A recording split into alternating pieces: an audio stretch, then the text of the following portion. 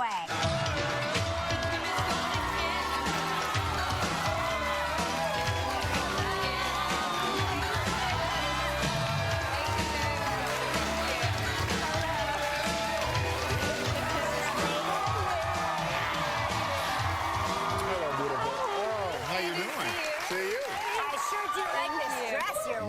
Thank you so much. Super pretty. Thank you very much. Mary Catran Zoo. Yes, Mary Catran Zoo. Right. Yes, Catran Zoo. Same way. Yeah. You are a fashion plate. Last time we saw you was backstage at the Oscar. You had the shimmery that great Gucci outfit dress. on. Yes. Yeah, I love that. You both look pretty good. We got it right here. Look at. We just showed a little clip. That was you. You always dress.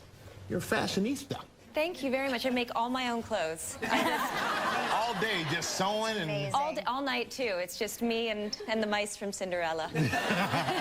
And so, was it a lot of pressure? Because I know when you're an Academy Award nominee, everybody wants you to wear their dress, right? Now you're an Academy Award winner, and everybody wants you to wear their dress. How do you choose? How do you make a choice? Does it fit? I mean, that's you start with that, and it's nice. It's a really fun thing to get to do. You know, it's really surreal to do, but I work with great people. I'm right now working with the stylist Penny Lovell, who's amazing, and her assistant Charlotte, who's backstage. Hi, Charlotte. Charlotte just gasped. She's adorable and Canadian, and she's very modest. And I work with amazing hair and makeup people, and we just do it as a team. I'm sorry that I feel like that's a very dull answer. No, it's interesting to us because we always want to know, do you get to keep the dress? Sometimes. Sometimes you do. Sometimes you don't. You don't. But when you do you wear it again, or do you give it to friends who host talk shows? And I have a feeling you're not talking about me. No, or you, I share. Oh, yeah. Michael, I have to say, I think, as I mentioned to you at the Academy Awards, I'm a football fan, so I watch you in your other life as well. Your tailoring, sir, is impeccable. Thank you. All of you guys, all of the top you guys on the show, all the football pundits.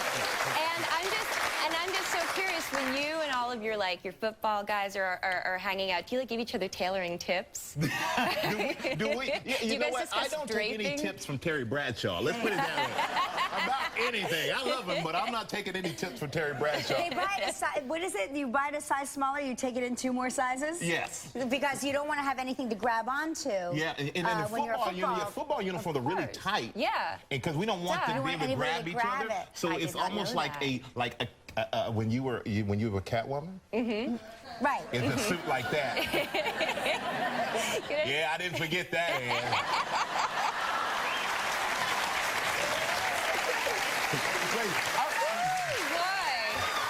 You do know how to make a married lady blush. Well, this is what if there was a seating issue at the Oscars, this is what I wanted to ask you about. I heard you had a serious seating issue. I don't know if it was serious. I don't think anybody's gonna there's not gonna be any international conflicts over it. But it was. Well, we'll decide that. You will. Okay.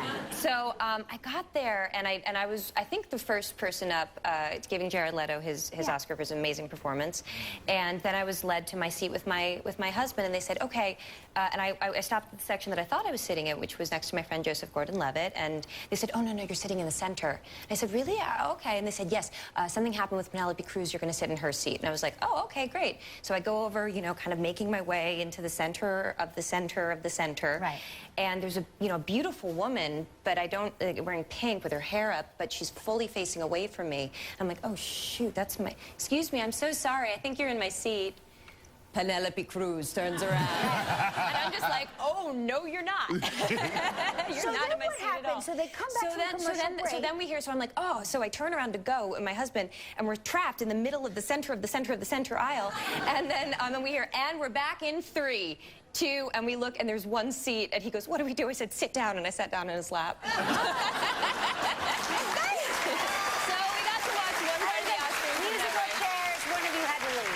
But you know what I love? The moral of that story, when your woman tells you to sit down, fellas, you just sit. That's right. Doesn't matter where it is. And then I mailed him a thank you note afterwards. That's what I'm talking about.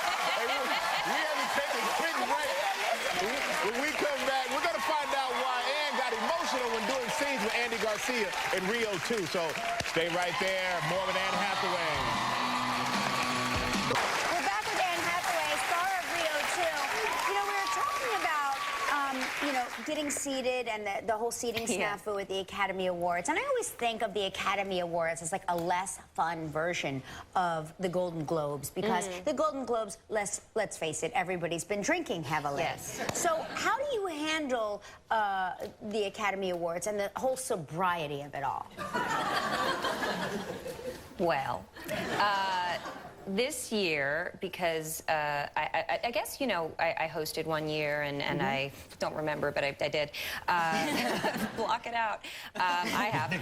And then one, so I've gone through it a couple times. So this year I decided to do something a little different, and I got a perfect purse-sized flask. Which I put tequila in, and I had a great time. Well, it was really nice, and it's a great icebreaker. Did you share it? Of course. Oh my gosh, you probably got mugged. Joe was sitting next to me, who I mentioned before, and then Gabrielle Sidibe. I'd never met her before. Oh, she's the best. She's so awesome. Oh my gosh. She did the funniest thing. At one point, she was texting, and I was like, I'm gonna have some fun with her. And I was just like, you know, Gabby, I think it's kind of rude that you're texting when the rest of us are all talking to each other, trying to get to know each other. She goes, oh, I'm sorry, sick family member in the hospital. And I was like, oh my God, I'm so sorry. And she's like, ha ha.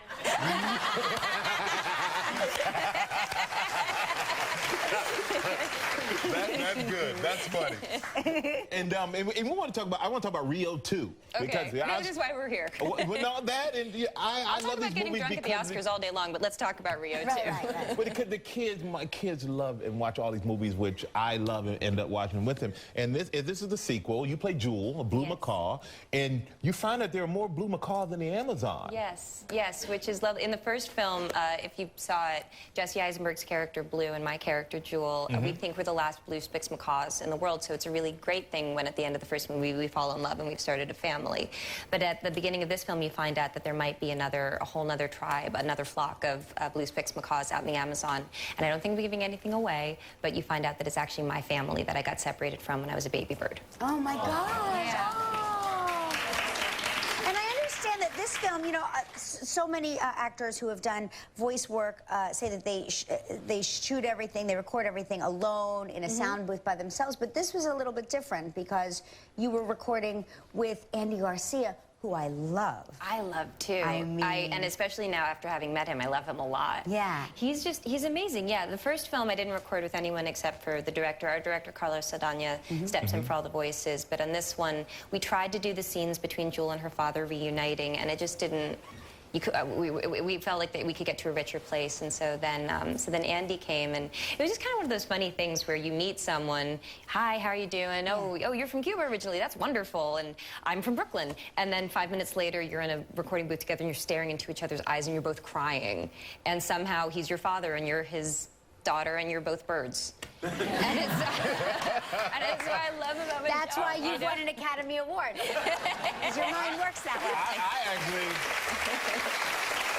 to make all that happen, I was wondering, did you take that flask purse with you to make all that happen? But I didn't, but I know. But anyway, that's not. Yeah, we did. Well, we're going to take a look at the clip. Now, in this clip, your character Jewel wants your family to leave the big city to find their flock in the Amazon. Yes, I feel like they've become too human, and I want them to re-engage with their birds. Yeah. All right, here we go. Anne Hathaway in Rio 2. Look at us. iPods, TV, pancakes.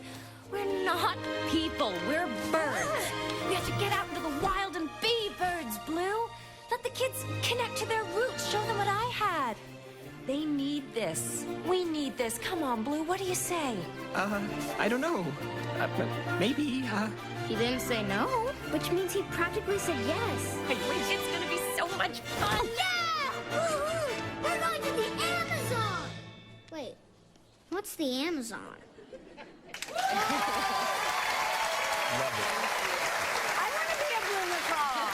Seems like a nice life. Kelly, I can speak on behalf of Blue Sky Animation. I think they would love to have you. Well, it's Rio 2. It opens on Friday, starring Anne Hathaway. Make sure you check out Rio 2. Thank you for being here. When we come back, Brooklyn Decker will be here, so don't go anywhere. Tomorrow on Live, also